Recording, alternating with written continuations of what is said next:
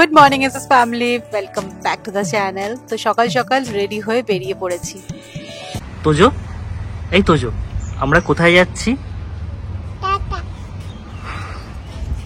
তোমরাই বলেছিলে যে যেই কাজটায় বাধা পড়ে পরের বারে সেই কাজটা করার আগে কোনো কিছু প্ল্যানিং না করতে। সত্যি তাই, তোমাদের কথা মেনে কোনো কিছু প্ল্যান না করে আজকে সকাল সকাল রেডি হয়ে যাচ্ছি আমরা ফাইনালি ডাকরোশেড মন্দিরে গণপতিজির কাছে পুজো দিতে।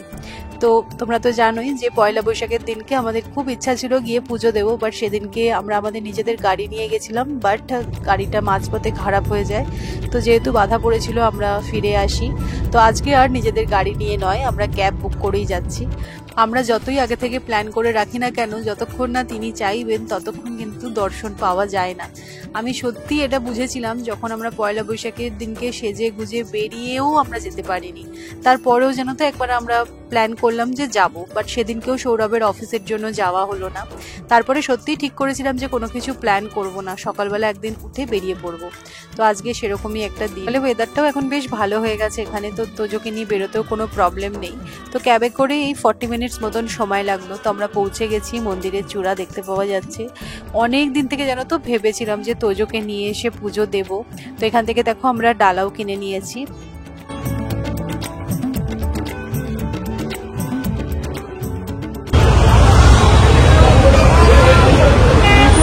তো আমরা মন্দিরের সামনে দাঁড়িয়ে আছি, আমাদের ডালা নেওয়া হয়ে গেছে, জুতো রাখা হয়ে গেছে। তো চলো, আমরা এই দর্শন পাস নিয়ে নিয়েছি, 100 টাকা করে লাগে, তাহলে লাইনটা দিতে হবে, লাইনটা কম আছে, তাই জন্য এই দর্শন পাস নিয়ে নিয়েছি।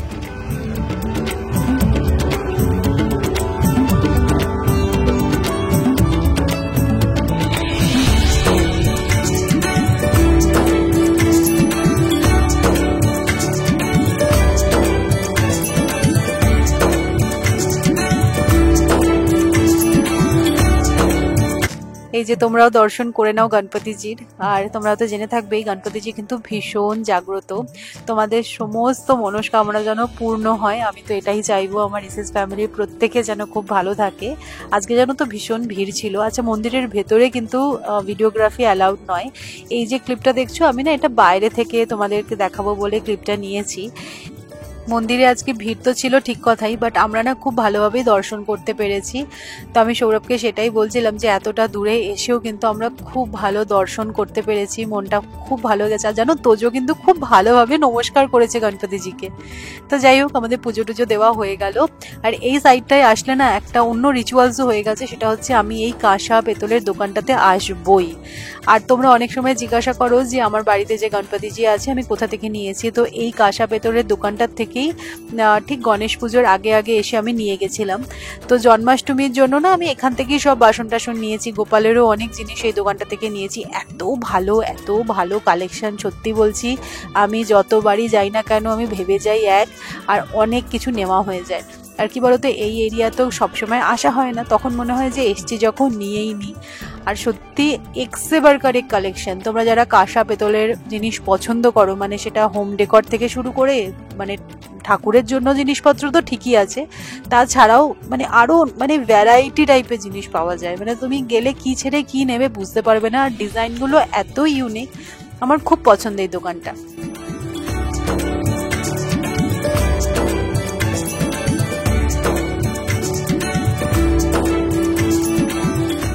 এই টাইপের উর্লিগুলো দেখবি খুব ভালো, গোপালকে স্নান করানোর জন্য বলো বা ডেকোরেশনের জন্য কিন্তু খুব ভালো লাগে। বাড়িতে পুজো টুজো হলে বেশ সুন্দর করে সাজিয়ে রাখলে।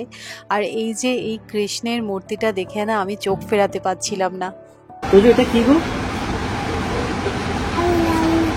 আউল আউল নিয়েছি তোমার জন্য, আউল নিয়েছি। অনেক কিছু কেনা হয়ে গেল। ভেবে এসেছিলাম এক, কিনেছি আরো অনেক। এক ব্যাগ। চলো,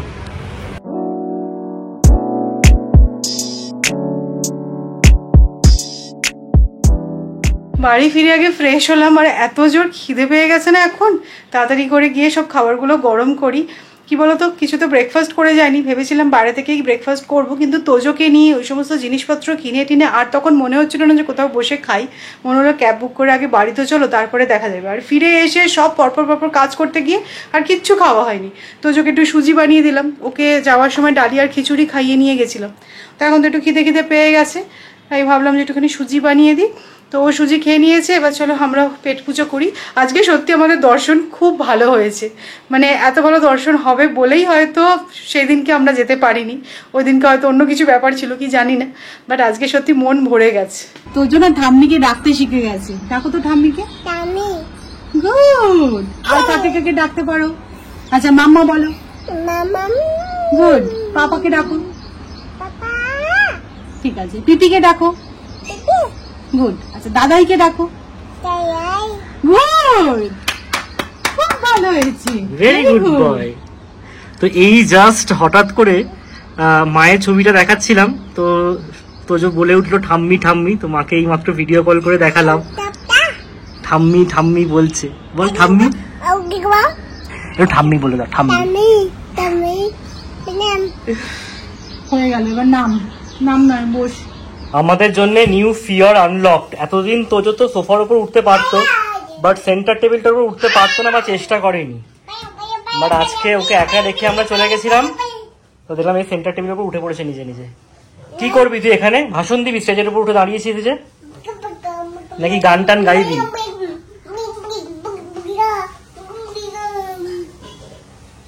একা একা নামতে পারবি? একা একা যে উঠলি, নাম। একা একা নামতে পারিস কিনা দেখি।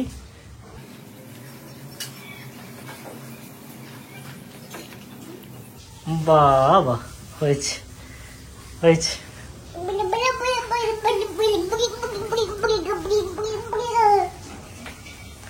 বুকস গুলো এখানে পড়ে কেন?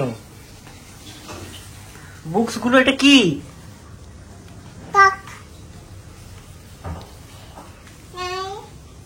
এটা কি? এটা কি? আউল। মন্দিরের ভেতরে জানো তো ছেলেদের লাইন আলাদা আর মেয়েদের লাইন আলাদা। তো তোজোকে নিয়ে সৌরভ ছিল আর আমি পুজো দিচ্ছিলাম। তো আমি নমস্কার করাতে দেখো আমাকে পূজারীজি এই উত্তরীয়টা পরিয়ে দিলেন। তো এটা গণেশজির পায়ে ঠেকানো উত্তরীয়, তো এটা যত্ন করে আমি রেখে দেবো। আজকে আর আমাদের লাঞ্চ থালিটা তোমাদেরকে দেখাচ্ছি না, কারণ থালিতে এত রকমের পদ আছে না, কোনটা ছেড়ে কোনটা দেখাবো। সবই লেফট ওভার ডাল আর আলু পটল পেঁয়াজ দিয়ে ভাজা। তো পটলের তরকারি খেতে আমাদের ভালো লাগে না বলে পটলটাকে সরু সরু করে কেটে নিয়ে ভেজেছিলাম। তো কালকে বেশি করে বানানো ছিল, সেটাই আজকে রিপিট হচ্ছে। কালকে মায়েরা রংধনুতে গেছিল, পুরো 2 বস্তা ভর্তি করে আম নিয়ে এসেছে, মানে কিলো 25 তো হবেই। তার মধ্যে কিছু আম আছে যেগুলো একদম পেকে গেছে, রেডি টু ইট, আর কিছু আম আছে যেগুলো একটু কাঁচা কাঁচা, এই 2-4 দিনে আর কি পাকবে। তো আজকে সকালবেলা মাকে ফোন করে বললাম যে ওই রকম ধরনের আম যেগুলো একটু কাঁচা কাঁচা আছে সেগুলো একটা বক্সের মধ্যে করে রাখো, আমি কুরিয়ার দিয়ে পিক আপ করিয়ে নেবো। তাহলে এবছর একটু হয় নিজেদের গাছের আম খাওয়া যাবে। হিমসাগর, সত্যি কথা বলতে এখানে অনেক রকমেরই আম পাওয়া যায়, ঠিক কথা, কিন্তু হিমসাগরের কি টেস্ট সেইটা আমরা বাঙালিরাই বুঝবো, পুরো আলাদাই ভালোবাসা। আর তোমরা সবাই জানো যে তোজো আম খেতে খুব ভালোবাসে, তো তোজোকেও দেওয়া যাবে আর কি নিজেদের গাছের আম। তো মা সমস্ত কিছু অ্যারেঞ্জ করে রেখেছিল, কুরিয়ার সার্ভিস যেটা ডেলিভারি, তারা জাস্ট পিক আপ করে নিল। তো এই কিলো 3 মতো আম হবে, 15 পিস আছে। তো আমার খরচ পড়লো 280 টাকা। বাই এয়ার আসবে, 3 দিনের মধ্যে বলছে এসে যাবে। তো আসলে একদম নিজেদের গাছের আম খাওয়া যাবে এবার। যে বছর সৌমি প্রেগনেন্ট ছিল, মায়েরা যখন এসেছিল এখানে, সে বছর খুব আম হয়েছিল।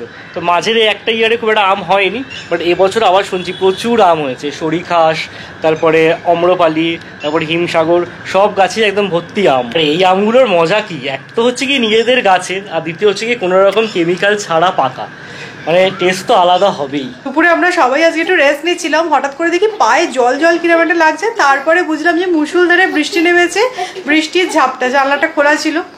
তো যাই হোক, চা বানিয়েছি, আমার মাথাটা কি ধরেছে, একদম কড়া করে চা বানালাম আর তার সাথে বিস্কিট। তোজো আজকে বাইরে কি হলো? হ্যাঁ, বাইরে কি হয়েছিল? বিত্তি।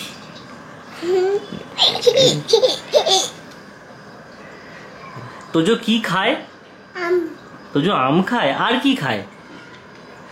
এই যে এটা করে কি খায় তোজো? এই যে আমার দিকে তাকাও, খেলা দেখতে হবে না, আমার দিকে তাকাও। এটা করে কি খায় তোজো? আচ্ছা, তো যে দুধু খাওয়া হয়ে গেছে, একটু চা হবে নাকি? একটু চা বিস্কুট হবে নাকি তোজো? চা বিস্কুট হবে? হবে না।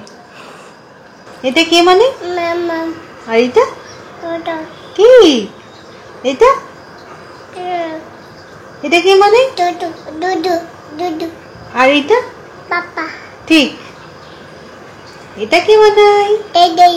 দাদাই ঠিক। আচ্ছা, এইটা কে বানাই? ঠিক। এইটা কে? ঠিক। সবাইকে চিনেছ। এটা কি তুমি জানো? এটা কে? তোজো বেবি। এটা বেবি। এখন না সবাইকে এরকম চিনতে শিখে গেছে, আমরা ছবি দেখে দেখে চেনাই তো একদম সুন্দর বলতে পারছে। এখন থাম্মিটা তো আজকে থেকে বলতে শিখেছে, আর দিদুনটা এখনো বলতে পারে না। দিদুনটা দাদাই বলতে পেরেছে, পিপি বলতে পেরেছে, সবই বলতে পারছে, দিদুনটা খালি বাকি আছে। আর দাদু ভাইটা বলতে হবে। দাদু ভাইটা আর দিদুনটা, এই দুটো বাকি আছে। ঠিক আছে, দাদাটা বলতে পারে। হ্যাঁ, দাদা বলতে পারে, মামা বলতে পারে। এটা কে? ঠিক। এইগুলো বলতে পারা যতটা না বড় অ্যাচিভমেন্ট, বাট চিনে চিনে বলতে পারাটা তার থেকে বড় অ্যাচিভমেন্ট। তো আমরা র্যান্ডমলি না ওকে জিজ্ঞাসা করে থাকি সবকিছু।